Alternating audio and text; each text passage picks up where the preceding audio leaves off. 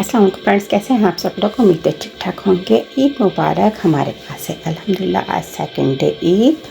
और कल मैंने माशाल्लाह बहुत सारी चीज़ें बनाई थी जो कि मैंने 29 रमज़ान को और 30 रमज़ान को सारा प्रिपेयर करके रखा था।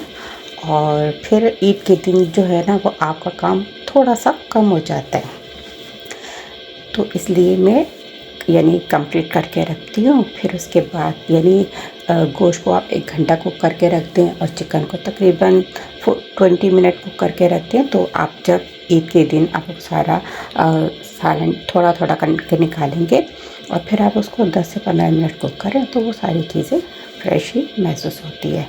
ईद से एक दिन पहले अगर आप सारी चीज़ें तैयारी करके रखें, आपके घर में अगर 5 से 6 अफराद या 10 अफराद भी आ जाएँ तो आराम से आप घर का होममेड खाना आप दे सकते हैं। हमारे पास जो है वो हम लोग कोशिश करते हैं बाहर की चीज़ें अवॉइड करते हैं थोड़ी सी, तो इसलिए होममेड ही खाना ज़्यादा ही पसंद है हमें। तो इसके लिए थोड़ी मेहनत भी ज़रूरत होती है। जब होममेड करेंगे तो घर में ही सारी तैयारी करेंगे, तो इसलिए सारी चीज़ें मैंने खुद की है और थोड़ी बहुत माशा के पापा ने भी की है हेल्प। खीर वगैरह तो सवैयाँ वगैरह तो, और फिर पुडिंग जो बनाई थी वो मेरे हस्बैंड ने बनाई थी, जो बहुत मज़े की बनाते हैं। स्वीट डिज़र्ट बहुत मज़े की बनाते हैं, इसलिए थोड़ी सी वीडियो बनाने से थोड़ा अवॉइड करते हैं। जब सवैयाँ की वो नट्स वगैरह डाल रहे थे तो उसमें मैंने थोड़ी सी वीडियो कैप्चर की थी हंसते हुए, तो मैंने आपको शेयर की है। और आप बताइए आपका ईद का दिन कैसा गुजरता है। हम लोग तो खैर पाकिस्तान से बाहर हैं, इसलिए कल सारा दिन हम तीनों ही थे, कहीं गए भी नहीं थे, बस ऐसे बैठे हुए थे तीनों एक दूसरे के पास। और फिर रिश्तेदारों से बातें की, यही हमारा मिलना होता है। और फिर यहाँ पे कोई नहीं है कोई वो चले गए, होम कंट्री चले गए, इसलिए फिर आना जाना नहीं हुआ हमारा। खैर अभी शायद आज हमारे साथ जाने का हो नहीं हो, कुछ नहीं पता। मौसम तो माशाल्लाह बहुत खूबसूरत हो रहा है।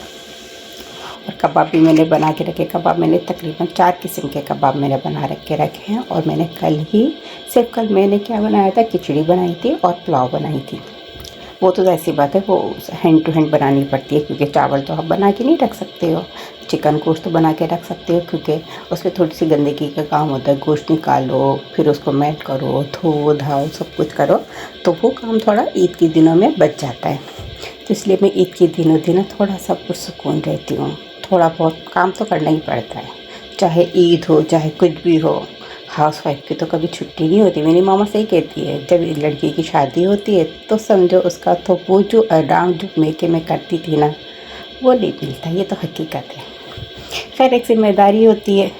माँ तो माँ होती है ना, वो रात में देर से सोती है और सुबह जल्दी उठती है, यही हाल मेरा है। अब जैसी पता माँ है, बीवी है, तो उसकी तो वो जिम्मेदारी तो सबसे पहले होती है। नहीं हो तो फिर बच्चे कैसे खाना खाएंगे, शौहर कैसे खाना खाएंगे, मेहमानों की तवाज़ो कैसी होगी, सारी चीज़ें तो वो हाउस वाइफ पे ही डिपेंडेंट होती है। अल्हम्दुलिल्लाह उस दुनिया में जो हो रहा है, थोड़ा सा इस ईद में थोड़ी सी खुशी मुझे थोड़ी सी कम इसलिए लगी थी, थोड़ी सी उदासी थी, मुल्क के हालात थोड़े से अच्छे नहीं थे। अल्हम्दुलिल्लाह अल्लाह ताला हम सबको अपने हिफ्ज़-ओ-मान में रखे। ईद की तरह खुशियों से हमारी ज़िंदगी भरपूर भरी रहे। आमीन सुम्मा आमीन। वीडियो पसंद आए तो लाइक शेयर और कमेंट्स करना ना भूलिएगा। अल्लाह हाफ़िज़। नेक्स्ट दुआओं के साथ, नेक्स्ट तमन्नाओं के साथ नेक्स्ट वीडियो में मुलाकात होती है। अल्लाह हाफ़िज़।